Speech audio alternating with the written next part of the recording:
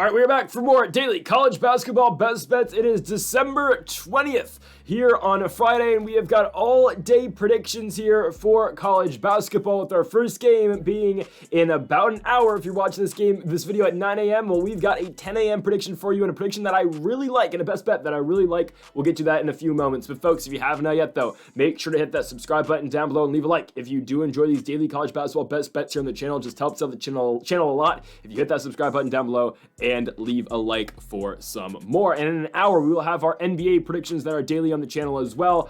Big games today with the Miami Heat and the Oklahoma City Thunder, along with the Cavaliers hosting the in-season tournament champion Milwaukee Bucks. Also, we have our NFL predictions that are posted a couple days ago on the channel. Our college football playoff predictions were posted earlier this week on the channel, again, with the first playoff game being today between the Notre Dame Fighting Irish and the Indiana Hoosiers. And here is the full bowl schedule / college football playoffs schedule. Again, next Tuesday and on Christmas Eve, we will have our college football playoffs round 2 predictions, plus the third week of bowls. On top of that, on Tuesday, we'll also have our NFL week number 17 predictions because of the no college basketball and the no NBA going on Christmas Eve. Okay, on to our first best bet of the video. We talked about it earlier, a 10 a.m. game, and here it is. We go to Kalamazoo, Michigan, for the Western Michigan Broncos hosting Valpo. I don't think Valpo are good at all. I don't think the Beacons are good.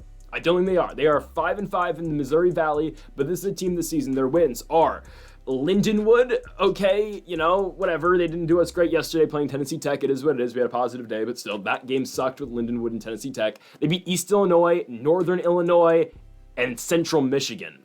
Valpo's loss is a 20-point loss in their opener to Liberty, an 8-point loss to the horrible Cleveland State Vikings. That team is really bad, and Valpo lost to them. DePaul, who is horrible in the Big East, DePaul should beat teams like Valpo, and they do. Drake, who is undefeated, that's fine. But again, the wins in Ohio State too. But again, watching Valpo last season and watching them this year, yes, they are improved from last year, right? Tyler Schmidt leading the charge, obviously with 12.5 points per game. Jefferson De La Cruz, Moniguero, averaging 12 points a game as well. Cooper Schweiger averaging 11.5. Yes, this Valpo team is much better than last year. I mean, this was arguably one of the worst teams in college basketball last season. I mean, watching Valpo was absolutely disgusting. I got a chance to watch them in the Missouri Valley conference tournament last year, and they looked absolutely god-awful against Belmont. Yes, trust me, Valpo is just absolutely... They were horrible last season. They are better this year. Already so far this season, they've exceeded their win mark from last year. I just don't think they're good enough to beat the Western Michigan Broncos in this game. I get it. West Michigan's on a 3-game losing streak, losing on the road to Dayton, losing at St. Thomas, Minnesota, losing at Fargo, North Dakota against the Bison of North Dakota State. Their wins this season aren't the most impressive. Davenport, NIAA if I'm not mistaken, Canisius, Youngstown State on the road. Not a horrible loss, but not, a great win either. Again, a good one to have obviously on the road, but not one that's going to blow you away. Now, Western Michigan's losses this season: Coastal Carolina in Myrtle Beach, Butler in Indianapolis, SIUE at home, South Dakota Coyotes at home, Dayton again on the road, St. Thomas, Minnesota on the road, and North Dakota State on the road. I think Western Michigan, though, is still better than Valpo, especially with this game being in Kalamazoo. Now, this is a team that's being led by Mordecai Strickland, who's averaging 13 points a game. You also have a guy in Chancey Williams who just returned for Western Michigan. I think that makes the whole difference in this basketball game for WMU, and I think that's something that, honestly, the odds makers aren't taking into account. The odds that we get right now in Western Michigan and Valpo are the odds I would expect if, Chancey Willis, English is hard sometimes, if Chancey Willis wasn't already back, right? This is a guy in 2 games so far this season. He's averaged 31 minutes, 17.5 points per game, 5 rebounds, 5 assists. I get it, it's only 2 games, but against, 2 really solid teams, obviously, in the Summit Conference. We're talking about St. Thomas, Minnesota, and North Dakota State. Probably 2 out of the 3 best teams right now in the Summit League. And I get it, we talk about the Summit a lot, but right now, I would say if I had to rank the Summit League teams, I don't know what order I put them in, but North Dakota State, South Dakota State, St. Thomas, Minnesota, those are the best teams in that conference. And Chancey Willis has come back, and he's played fairly well in those 2 games to start his season. Obviously, Markai Strickland has been good for this Western Michigan team as well. You've got Javon Hanna, who's averaging 11.5 points per game. And on top of all of this, the game is in Kalamazoo. That makes all the difference. I mean, this game doesn't it kind of reminds me of another spot that we had earlier this season with Detroit Mercy. I think it was a Thursday morning game. Detroit Mercy was playing, oh my goodness, I'm blanking on who they beat. It was Purdue Fort Wayne, I believe, if I'm not mistaken. It was the Mastodons. And they were 5.5-point dogs. Again, I know Western Michigan is favored to win this basketball game, but still, early morning game, weird circumstance on a Friday. It's in Kalamazoo. That game was in Detroit, and Detroit Mercy pulled off a victory at home. In an early morning game, I usually like the home team. I like Western Michigan. They didn't have to travel to play this game. Again, Valpo is not too far from Western Michigan, but it's still a little bit of a trip. And on top of that, again, I do like the Broncos getting their best player in Chancey Willis back. It should help them out a lot. And I still do not trust in Valpo to be all that great. I get it. Their losses this season are to teams that aren't that bad, and they have beat teams in the MAC, such as NIU, such as Central Michigan. But I do think this Western Michigan team is a lot different with Willis back in the lineup. And on top of that, again, when Valpo was able to beat NIU, when they were able to beat Central Michigan, they won those games at home. This team has struggled on the road all year long. I get it. Again, they have played tough teams on the road this season. But again, they are 0-2 on the road this year against DePaul, against Ohio State. And I do think Western Michigan gets them, especially with the game being in Kalamazoo as well. Give me the Broncos to win the basketball game. I am personally playing -1.5. Give me Western Michigan to win this basketball game in our opener here at 10 a.m. Next up, we go on to another early morning game. There we go. My fault. I accidentally gave away one of the future picks, but here it is. I believe this is the 1 p.m. start. Yes, it's a 1 p.m. start between Norfolk State and Grambling State. Guys, I would jump all over this right now. I really would. I don't think this is a close basketball game at all. I really don't think it is. I know I've been pumping up Norfolk State a lot, but hey, yesterday it cashed for us. I don't think Norfolk State's even close to Grambling. I've seen Grambling play multiple times this season. This is a horrible basketball team. I'm sorry. They just are. But we saw both these teams in, that little four-team tournament that's being played right now in the Mohegan Sun. Norfolk State yesterday took a very early lead against Alabama State, against the Hornets. They had I believe the closest the game ever got, I think, was 16-9 down, within the first 5 minutes, obviously, or after the first 5 minutes.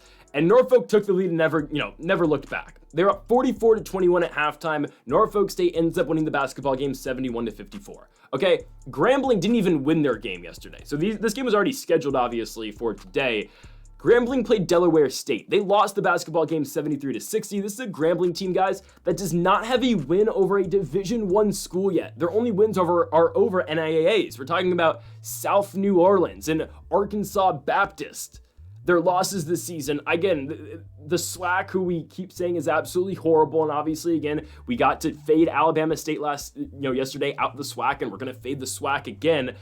But Grambling is another one of these bad teams out the SWAC, and I get it. They all play their bye games, right? They go to Oxford, lose to Ole Miss. They go to the Swamp, they lose to Florida. I get that's a football term, but still, they go to Florida, lose. They go to New Mexico, lose. They go to SC, lose. They go to Cal Poly, they lose in St. Louis Obispo. They go to Pepperdine, they lose in Malibu. But then they return home again for the Southeastern Louisiana game, and Southeastern Louisiana goes to Grambling and wins the game by 10 points. And they get Delaware State, obviously, in the Mohegan Sun here in Connecticut, and they lose the game by 13 points. Guys, I would take Norfolk State to beat Delaware State. Why is the line 5.5? I know it's not being offered on all books right now, but I have found it again. You can laugh all you want, but on Fliff, it's 5.5. Now, I get it. I completely understand Fliff is not a real big sports book. I completely understand that. But I live in California, so that's all I can use. But what I'm getting right now, and I am going to hammer it right now, at the Toyota Chris Paul HBCU Classic, we've got Norfolk State and Grambling State. If you can see it, it probably won't focus, but it's fine. You can see it on the screen right now. -260 for Norfolk State, -5.5. I would absolutely hammer -5.5. Norfolk State is by far the better basketball team. We've been hyping up Brian Moore for a couple weeks now. And again, Brian Moore is exactly everything that we say he is. 15 points in the victory over Alabama State. I know what you're thinking. Oh, that's 15 points for a guy that averages 20. Well, no, this game was over at halftime. Norfolk, again, kind of phoned it in that second half. They were up by 23 points at half against this Alabama State team. Guys, I think Alabama State might be better than Grambling. Truly, the entire SWAC is horrible. Don't get me wrong. The SWAC is absolutely atrocious. This game is not on the video. I considered taking it. LMU on the spread against Southern. I would consider that. Southern right now does look like the best team out of the SWAC, but yet again, they're still at the SWAC. So I didn't feature that, but LMU at home against Southern, the late night game, I don't mind LMU on the spread. I'm not going to play it though personally. But in this basketball game, give me Norfolk State. Guys, we've seen Grambling in back-to-back games not look all that great against Southeastern Louisiana, against Delaware State in their last game. There's not a good team, guys. They have not won a game over a D1 school yet. And it's not going to happen here. Norfolk State should blow them out. Again, we like the Spartans a lot. We like Brian Moore. I do think Norfolk State is the best team in the MEAC. Again, Delaware State, we will see them match up later this season, obviously. And Delaware State right now is probably the other best team in the MEAC. But I do think Norfolk's way better than Delaware State. We've seen them, again, go to Stanford, play competitive basketball. We saw them go to Davis and beat UCD. We saw them go to Stony Brook and win that basketball game as well. I really think Norfolk State's the best team. They beat JMU this season, too. I get it, again, not the best teams, but Norfolk State has shown capability of winning basketball games, something that a lot of teams out the MEAC and the SWAC simply can't do. So give me Norfolk State to win here against Grambling and sweep the Toyota HBCU Chris Paul Classic. Give me Norfolk State to go out there and beat Grambling and cover the 5.5 points as well.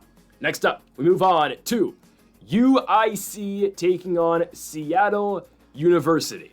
Yes, we are taking the University of Illinois Chicago to go on the road to Seattle and win this basketball game. It's a really weird start time. 2 p.m. start time here for Seattle and UIC. I'm going to continue to fade Seattle University. Now, okay, you don't have to go full fade here on Seattle like I'm going. I'm going UIC money line plus the spread. Now, I really like the spread. The money line, that's again if you want to put something on it.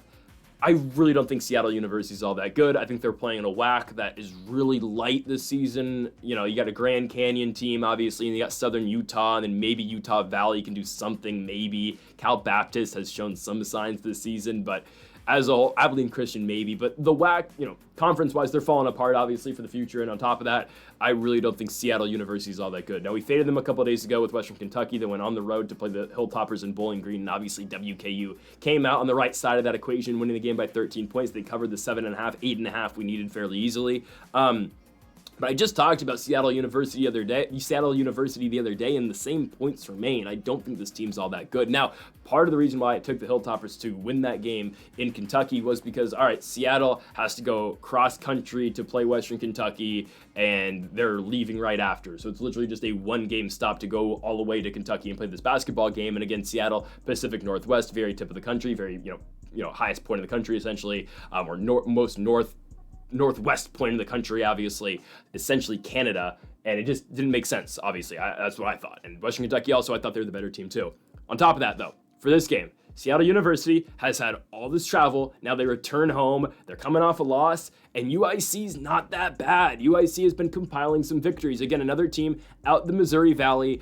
I get it. UIC hasn't beat the best teams, right? They're coming off back-to-back overtime victories on back-to-back Sundays. December 8th, they beat Dartmouth 69-68 at home. Then the next Sunday, they went to Little Rock, Arkansas, and won the basketball game 77-69 in overtime as well. Their other wins, LaSalle, Yale. We'll get to Yale in a little bit.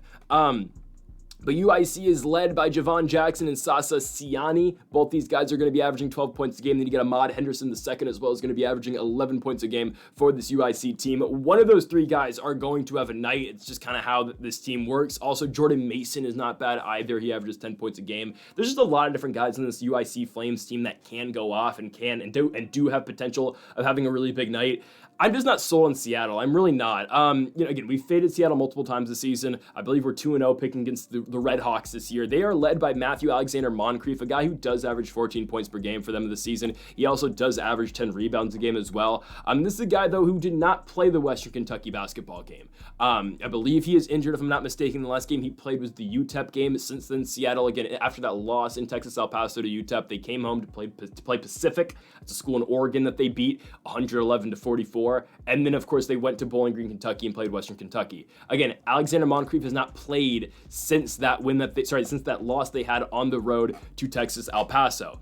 I don't believe he's playing tonight. If I'm not mistaken, I don't think he is. And that should, again, favor UIC even more. Okay? Again, by far, SU's best player is Alexander Moncrief. If you take him away, you lose the rebounding and you lose again their leading scorer. Paris Dawson is their guard who averages 12.5 points per game. Then you got John Christofilis who averages 11.5. But again, you take away that presence that Alexander Moncrief, their 6'8" forward, has for this basketball team. Again, not just the scoring, but the work he puts on the glass as well. That's really going to negatively impact the Seattle University team. And even if he does play, again, coming off back-to-back starts where he didn't go, it's just, I don't know. And on top of this, again, all the travel at Seattle University's just been having, it's just, I don't know, it feels like a spot where UIC can catch them. A UIC team who has grinded out back-to-back victories in overtime, winning on the road in Arkansas, Little Rock, but still going to Little Rock and winning a game at home against Dartmouth, both in overtime. I really don't mind UIC that much in this basketball game. Again, their losses of the season, Northern Iowa, East Carolina, JMU, Northwestern on the road. Not the worst losses. I really don't mind UIC in this spot at all. Again, I feel like it's a great spot for some underdog money here, some plus money. I think plus 6.5 really plays in this basketball game, especially again with the question marks surrounding Seattle, with the traveling, with Matthew Alexander Moncrief as well. Give me UIC to go to Seattle and win the basketball game. Yes, on the road, there is not the biggest home court presence for the Seattle Redhawks. Give me UIC to go on the road and win the basketball game outright, but I do really like the plus 6.5 as well. If you are more on the conservative side, I don't blame you. Playing plus 220 is a little bit rough on this one, but give me UIC, give me the Flames to go on the road and win this basketball game. Next up, we go to this one. I accidentally showed this earlier, but here it is. We go to the Akron Zips going to, actually no, this is a neutral site game. Neutral site game against Yale. This is in El Paso, Texas at the Don Haskins Center. I like the pick even more, okay? I'll be honest, I thought this game was at Yale and I was still gonna pick Akron. Neutral site game, I like it even more for Akron now. We get plus money for one of the best teams in the Mid-American Conference. I get it, they're coming off a big loss to Milwaukee the other night. On Sunday night, I believe it might have been an afternoon game, they lose to Milwaukee 100-81.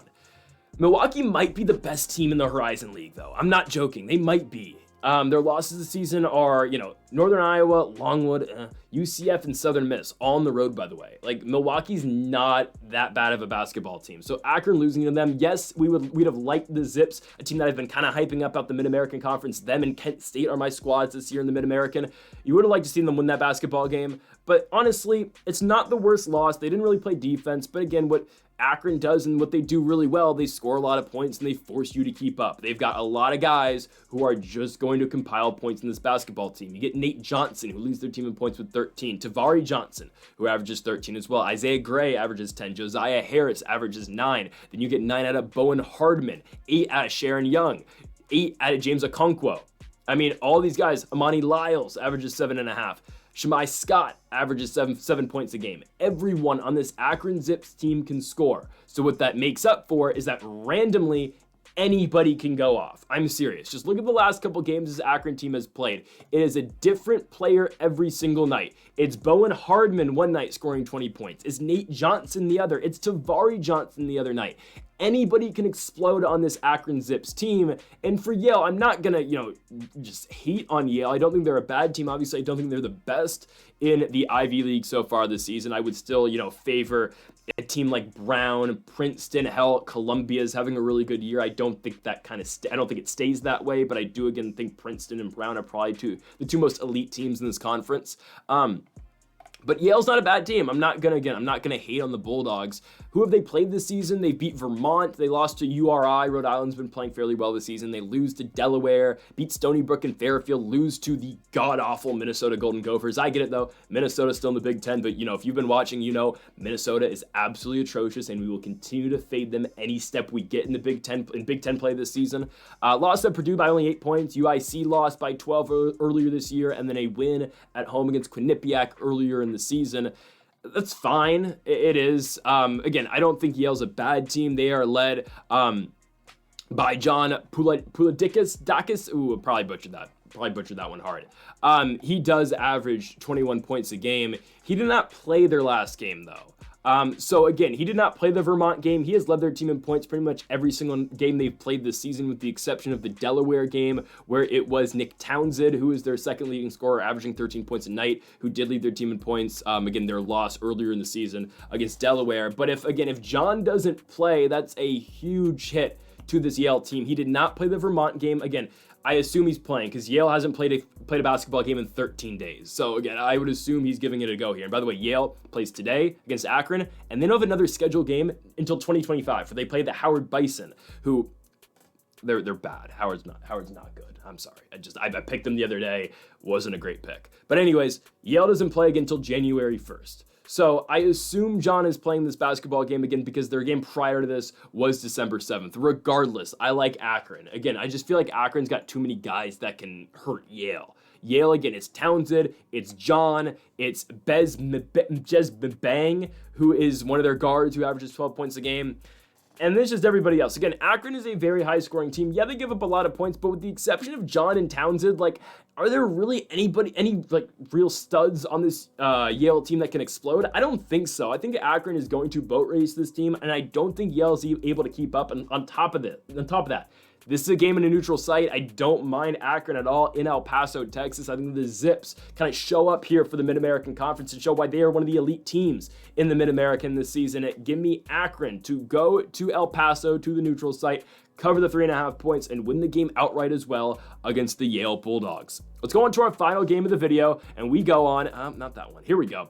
Probably the biggest game of the day. It's the Battle of Ohio, not maybe the two best teams in Ohio, maybe, actually, Dayton taking on Cincinnati. It's a good basketball game. It really is. And it is by far the biggest college basketball game of the night, right? In Cincinnati, Ohio, number 19 ranked Cincinnati taking on number 22 ranked Dayton. I don't know my Ohio geography, and you know what? We do this a lot here, so let's do it now. Let's see, guys. How far is Dayton, Ohio from Cincinnati, Ohio? Let's get a map of Ohio, and let's see. All right, let's do this together, guys. So here's the state of Ohio. I lived in this state right here for the entirety of last year, but here we go. All right, it's literally right here. Okay, there's Cincinnati. I've been to Cincinnati before. Really nice city. Went to a couple Reds games. Cincinnati Zoo, by the way. I know this is not an animal channel, obviously. It would be weird if it was, but the Cincinnati Zoo, guys, what are those gorillas doing? Okay, that's nice. Anyways, Cincinnati Zoo, by far the best zoo I've been to.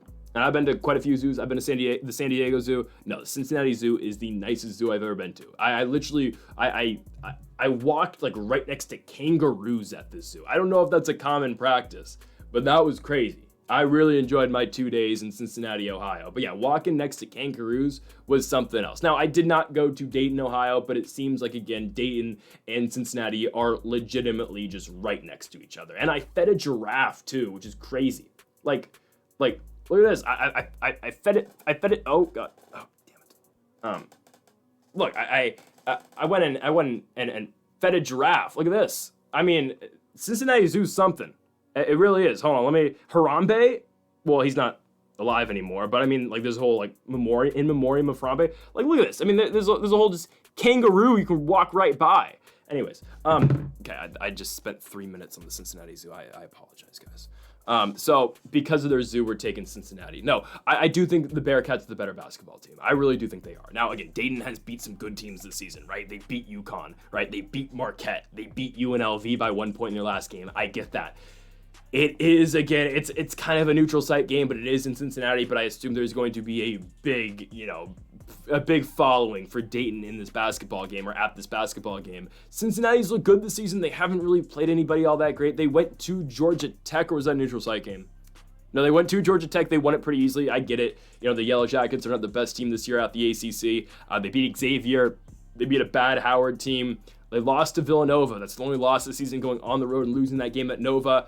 But Cincinnati, again, coming into the season, high expectation out the Big 12, and I would expect them to take care of business here against Dayton.